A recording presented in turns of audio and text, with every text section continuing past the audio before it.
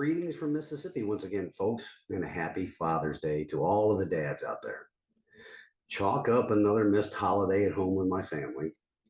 I celebrated and honored the two men that were my earthly fathers and remember the many lessons they imparted to me during their, what's in my opinion, too short of a time here on this planet. I cherish the title the Lord allows me to have because of my baby girl. Well, not so much a baby anymore. She's in her 30s now. But it is still a title that I have because of her and for God, because of God's will, for which I'm extremely grateful for. As I stated in my social media post about Father's Day, if your earthly father is still with us, cherish that time with him that you still have. Now, for this past week down here in the deep South, let me tell you, it was a very hot and muggy week out in the field coaching these teams. The forecast for this coming week isn't much better either. It was great reconnecting with some of the people I worked with the last time I was down this way. I also got to work with some new faces this time as well. As I have said in the past, these guys out here in the oil patch are some of the hardest working Americans that I have ever met. They also perform extremely physical work in some of the harshest climates that you can imagine. These weather conditions are no joke, and these guys are out in them busting their butts from sun up to sundown, all to support America's energy sector, despite the attacks on it from our own national government. Granted, they are working to provide for themselves and their families, but their work contributes to America's efforts to become energy independent. My hat is off to these guys every day. There's been some great news and momentum building in the arena of my campaign, which we'll discuss later. And of course, there's some shenanigans, which I would expect no less from the supporters of the establishment and the establishment candidate, which of course led me to title this week's show, The Establishment and the Communists. Their methods of attaining political power are often different, but the results are always the same. When they are in power, our liberty suffers. So let's get the disclaimer out of the way right now. The following content is approved by Larry Linton for TN12, candidate for the GOP nomination for Tennessee House of Representatives, District 12. Larry Linton, Treasurer. Now let's get on with this week's episode of the Liberty, Leadership, and Lies podcast, where I'll talk about how our liberty is threatened by both the establishment and the communists, not only in our nation's capital, but also in our state capital and at the local level. So let's take a stand in the arena together again this week, folks, and get on with the show. Welcome to the Liberty, Leadership, and Lies podcast. On this show, we will discuss the assaults on our liberty by the very institution we the people created to secure our liberty. We will also compare and contrast the actions of people in leadership positions to the servant leadership that is needed to protect our God-given, constitutionally protected rights. Additionally, we will break down the many lies that elected and unelected officials in government and media spin every day in order to secure for themselves positions of power and influence that are antithetical to the system of government our founding fathers created and passed down to us. Your host on this program is Larry Linton, a 30-year veteran of the United States Navy who also runs his own leadership consulting company. He is also a candidate for the Republican Party's nomination to represent Tennessee's House District 12, which includes Gatlinburg, Pigeon Forge, Pittman Center, Weirs Valley, Seymour, and parts of Sevierville, and most of Sevier County. So here is your host, Larry Linton. Again, good morning, folks. Well, it was not so much of a whirlwind week this week as my final week in Tennessee was. I have pretty much settled into my work routine down here in Mississippi. I wake up every morning around 3 a.m., spend an hour or so in the hotel gym, which is mostly on the treadmill. Then I hit the shower and map out the team that I'll be working with for that day. These teams are spread out throughout the western half of Mississippi and the eastern part of Louisiana. Once I pick a crew to work with, based upon the guidance of the client's superintendent of this area, I look up their location and plug it into this app I use to map out the well sites. Then I hop into the company truck and start driving. The hotel I am staying at in Pearl, Mississippi, it is pretty central to all of these locations. And then it'll take me anywhere between 90 minutes to 2 hours to get to the location. I usually depart the hotel no later than 4:45 in the morning to ensure that I am on the well site by the time the team begins their morning meetings at 7 every day. Normally, I'm at the well site by 6:30 to do some engagement with the guys on the location before we get down to business. Then it's a full day of on-site coaching, relationship building, and mentoring before I load the company truck back up and hit the road. And then I get back to my hotel room about 6 o'clock each night. It does make for a long day with a lot of windshield time, but the day is jam-packed with conversations and coaching, and the hours seem to pass by very quickly. These teams have taken this new safety and leadership system fully on board and are making great strides to fully incorporate it into their work culture. Outside of the actual coaching and mentoring, I would say the relationship building is the best part. Getting to know these guys on a personal level is really a reward by itself. The similarities between the sailors I worked with for 30 years and these oil field workers, they're too numerous to list, which is really what makes this job so enjoyable. Helping to build winning, successful, and safely operating teams, it's a great job. What's that old Mark Twain saying? Find a job you enjoy doing and you'll never have to work a day in your life. Well, that's how I see this consulting business. I really enjoy doing this, and it doesn't really seem like work.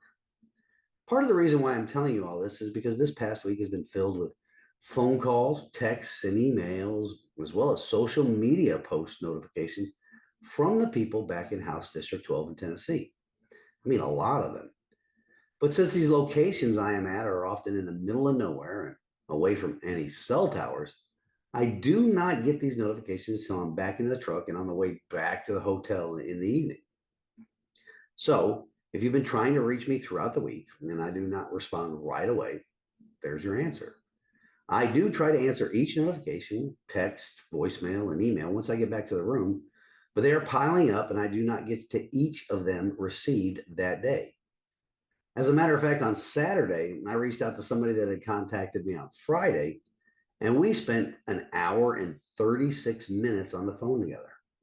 I learned a lot from this man who has been a lifelong resident of Sevier County. He has worked around and with just about everybody in the body politic in this county for decades now.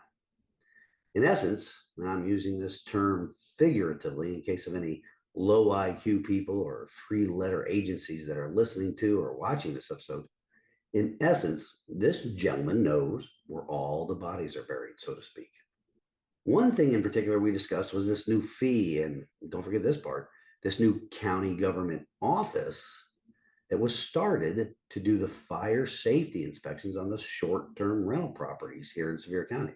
The information he provided was completely eye-opening and dovetails nicely in with an open records request that I submitted months ago about the purchases over the course of 20 years of certain types of vehicles by the Sevier County government. Very little data was provided, and the information provided only went back as far as November of 2022, which is odd. Given that I know that the specific type of vehicles purchased that I wanted information on have been purchased quite regularly for more years than just the information that I was provided with.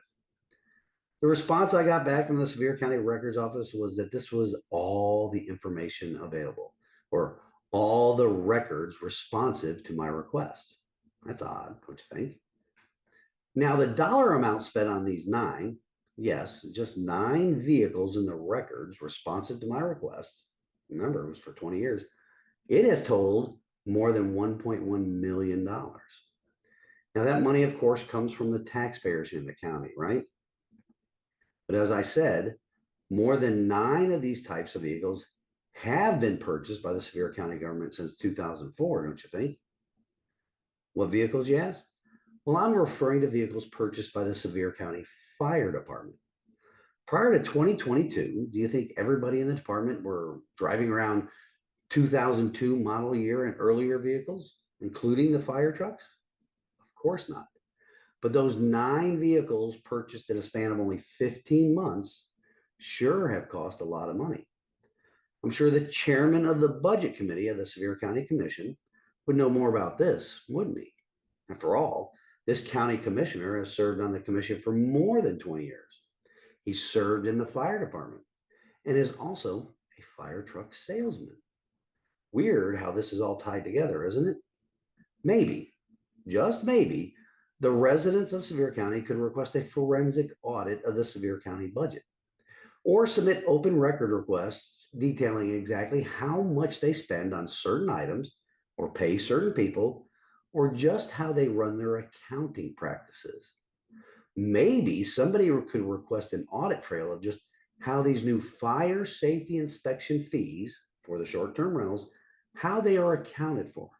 More importantly, were the proper processes followed in establishing a whole new department within the government of Sevier County. Another individual has told me that Sevier County did not follow the state rules and regulations when standing up this new department. There was not a feasibility study conducted, nor was there a plan submitted to the state or detailing how the funding would work, et cetera, et cetera. Also, by standing up this new department, there were plenty of new positions created that are also paid for by the taxpayers. This whole thing has the smell of corruption, don't you think? Especially with somebody that has really close ties to the fire department, who also serves on the county commission. Maybe he's a person that is also running in the election to be the Republican Party nominee to represent House District 12 in the Tennessee General Assembly. Things that make you go, right? The County Commission Good Old Boy Network needs a really hard look at, don't you think? That was the gist of just one, or actually two, of the conversations with a couple of residents here in the Sevier County this past week. It points to a topic that I discuss quite frequently on this program: voter apathy. For so long now, the people that serve in elected office, not only here in this district, but all across the state and across the nation, get away with so much malfeasance and misfeasance because they know they will not face any repercussions at the ballot box. The citizens do not participate in their self-governance at all anymore, and it is giving all of these establishment types, these good old boys, it's giving them all a sense of invulnerability. So when the fire chief gets a brand new vehicle 2 years in a row, nobody questions it. When a citizen submits an open record request and it's missing a comma or a punctuation mark of any type, the government official that is paid with our tax dollars, they will do their best to provide only records that do not expose shenanigans. And they tell the citizen that these were all the records that were responsive to their request because of grammar. They understand the context of what is being asked for, but they can't do it. They won't do it. The citizens that are seeking to exercise their constitutionally protected oversight of government, we have to think of new and expansive ways to write requests in a manner that will allow no wiggle room for the shenanigans. I ask you folks, is this the type of government we want to govern us? Are these the type of people we want to elevate to the state level or even the national level? Don't we already have enough of those establishment types working in Nashville right now? Just like the communists, the establishment is not concerned with securing the people's liberty, which is the primary function of government. They are only concerned with power. The power to block or circumvent citizen oversight. The power to impose taxes and fees upon the citizens to fuel their power. The methods the establishment used as compared to those the communists used may differ only a little, but as I've said in the past, the results are always the same. The people's liberty is eroded and their sweat equity is robbed from them. I said these two groups' methods differ a little, but sometimes they're exactly the same.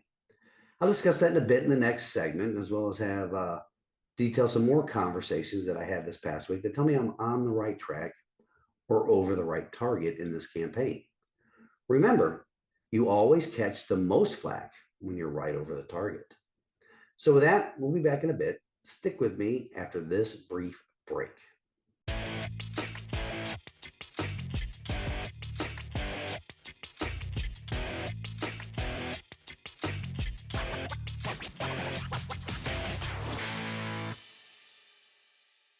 All right, folks, I close out the last segment by mentioning that you catch the most flack when you're right over the target, which leads me to another conversation that I had with somebody claiming to live in House District 12 last week. This person first started out by commenting on one of my social media posts. He made a claim that he attempted to call me several weeks ago and I didn't return his call, which I found hard to believe. So I messaged him and gave him my personal cell phone number. And we made arrangements to have a conversation in the evening after I returned to my hotel room. But there was something about that initial comment that kicked off my spidey senses, if you know what I mean. I've been pretty accurate when I read some of these replies and posts on either my webpage or my social media pages that people put up. About 99% of the time, I feel that this person is just a troll or a friend of the opposition or something similar. What do you think the first thing that I did before making contact with him on the phone? Well, I looked up his name on the House District 12 voting rolls. Turns out his name was nowhere to be found there, which was odd because he mentioned that as a voter and being very active in politics, in addition to specifically mentioning that he spoke with my main opponent on the phone for 45 minutes, he made sure to mention that he did not agree with everything my opponent stood for, but at least that opponent made time to speak with this man that was missing from the voting rolls. He also said that any candidate that didn't speak with or return calls from a potential constituent did not deserve their vote. Anyway, that was the gist of his post. And like I said, I could not find him on the voter rolls and thought something was suspicious. I messaged him my cell phone number and we made contact. Now, during the phone call, he seemed very interested in why I was challenging this main opponent. You know the one. He's campaigning like Biden in his basement, not taking questions from the public. Odd that he only talks to this young man and nobody else, and only on the phone where there is no record of this conversation. This young man also stated he was a friend of the current incumbent and knew that I had challenged him for the seat as an independent candidate in 2022. To an outsider, they may have seemed like very valid questions about my positions, but again, my spidey senses were tingling. After talking about the incumbents, bad non-conservative voting history, and why I believe my main opponent in this race will just become another carbon copy lapdog for leadership, as long as it solidifies his position and enriches him, much like his service on the county commission for 2+ decades has. I steered the questioning to why I couldn't find him on the voter rolls. Well, that's when the tap shoes broke out. He mentioned in his original post about being active in politics, as well as on the phone, me and mentioning that he worked for the campaign of State Senator Becky Massey. You know her, the paragon of trans publicanism up in Knox County. That too was another indicator of what this guy was up to. Also, that he mentioned he was a friend, or maybe an associate, I don't remember, a friend or associate of Dale Carr. Again, I asked him why I couldn't find him on the voter rolls. He tried explaining how he was only 20 years old and missed voting because he was out of the county attending college. Now, remember, keep in mind, he stated he was active in politics and even worked for an elected official's campaign. Granted, it was for a state senator's whose district isn't part of Sevier County at all, but the red lights and the sirens started going off, if you know what I mean. Active in politics, 20 years old, worked with State Senator Becky Massey, an establishment trans Republican, if there ever was one, and didn't vote because he was away at college. Now, the intelligent, active in politics voter knows that even though Tennessee does not have mail in voting, we do have absentee ballots available to voters in Tennessee.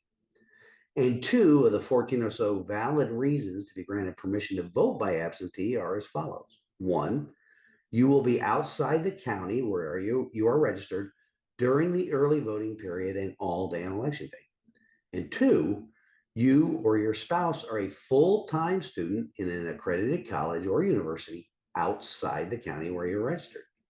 Knowing this, and based upon his questions, his lack of knowledge on conservative issues and voting records, as well as his spirited defense of the incumbent and his endorsement of my main opponent, this guy was an obvious plant to try and stir up opposition to myself by posting that I was unresponsive to questions. which the listeners to this program, as well as the followers on social media, they all know that to be a complete falsehood.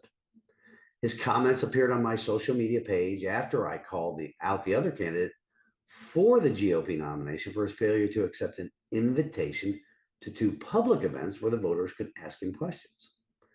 My opinion on this young man was completely solidified after I responded to his post on my social media page asking him to publicly retract his original statement now that we had a conversation on the phone.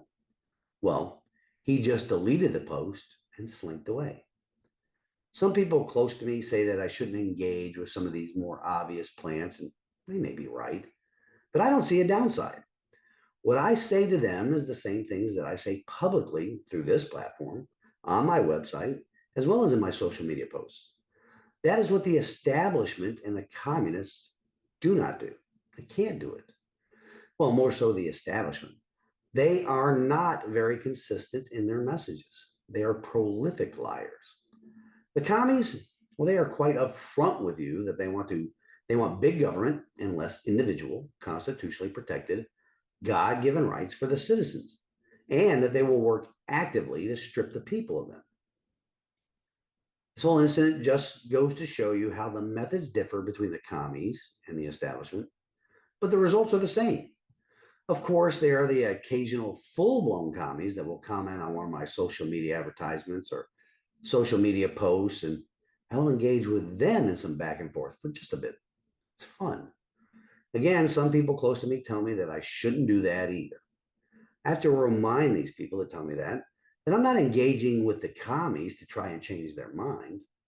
I do it for the other people that are listening or reading the back and forth. For some people that are not sure where they stand, these debates might provide them with some information they were unaware of. For others that are too afraid to engage with liberals and commies out of fear of being canceled, it serves as an example of how there is really no downside to not backing down to the liberals, commies, and crazies. In fact, the more you mock them publicly, the better. People, especially those on the left, cannot stand to be mocked in public, and they will eventually retreat out of fear of public ridicule. After all, it is a tactic they have been quite successful at using against conservatives for a very long time now. So we have to use the same tactics against them. Why? Well, it works. Now, that was just the bad stuff that happened last week. There are some very high points as well, like the people letting me know that they are seeing my signs go up around the county. Oh, that reminds me. Another tactic that the establishment uses is to remove or steal campaign signs of their opponents. Some of mine have already gone missing around the county. It's typical stuff. It happened when I ran in 2022, and I fully expect it to happen more this time around. It's just a sign or an indicator of the small minds that fully establish or fully support the establishment candidate. These are the people that are completely comfortable with the slow erosion of their freedoms that comes from supporting these good old boys that have been ruining our county for so long now. It just appears that that's normal. Anyway, there have also been a lot of new supporters that have reached out to me and are volunteering to help the campaign in any way they can. I'm grateful for their assistance. And, frankly, I'm humbled by it for sure. I also received word from Tennessee Right to Life that I was one of the two candidates that meet their pro-life requirements, and they are informing the voters that they can feel confident voting for either one of us. It's not an endorsement yet, but it will be once I win the primary. There will be other news about liberty-loving endorsements and support coming here soon that I'll let you all know about once it becomes quote-unquote official. But based upon my interactions this past week, we can be sure of two things. The establishment and their communists can always be trusted to, one, rob us of our sweat equity, and two, erode our constitutionally protected God-given rights. Through subterfuge like the establishment prefers, or through outright actions like the commies engage in. So now, following a short break, we'll close out this week's show with wisdom from God's word and my closing thoughts as well. Stay tuned and we'll be right back.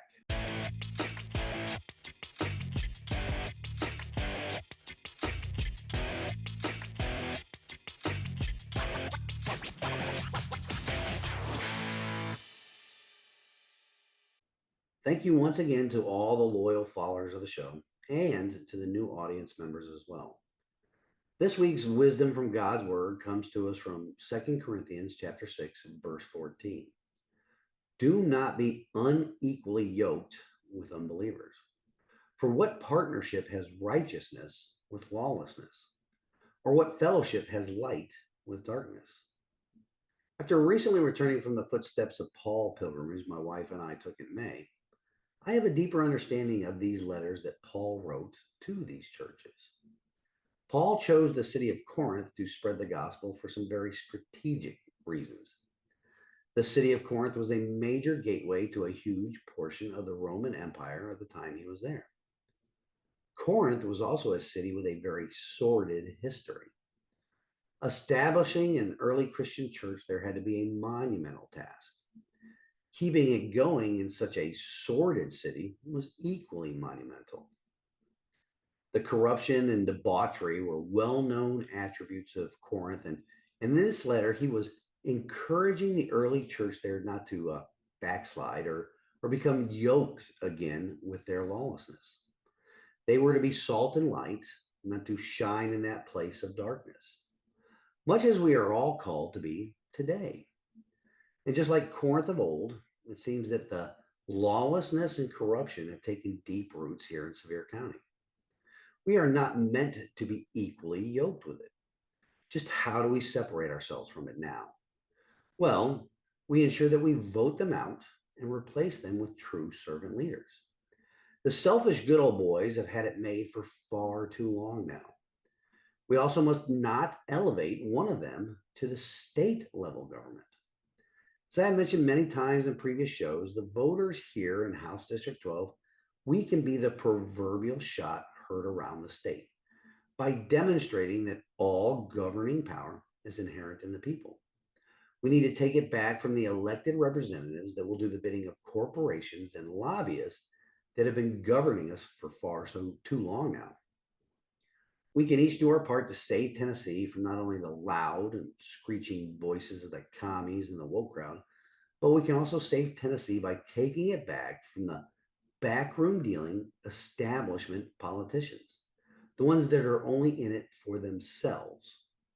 The good old boys, the ones that have sold our liberty to the highest bidder to enrich themselves and entrench themselves in their positions of power and control. Early voting starts in less than 30 days here in Tennessee. Be sure and check your voter registration status. I've provided the links on many of my social media posts. Get your neighbors and your friends to do the same. Then show up in force at the polls. Once again, I'm asking the voters here in House District 12 to take a stand in the arena with me during this primary election. Together, we can work to put government back in its constitutionally limited box and secure the liberty of the people.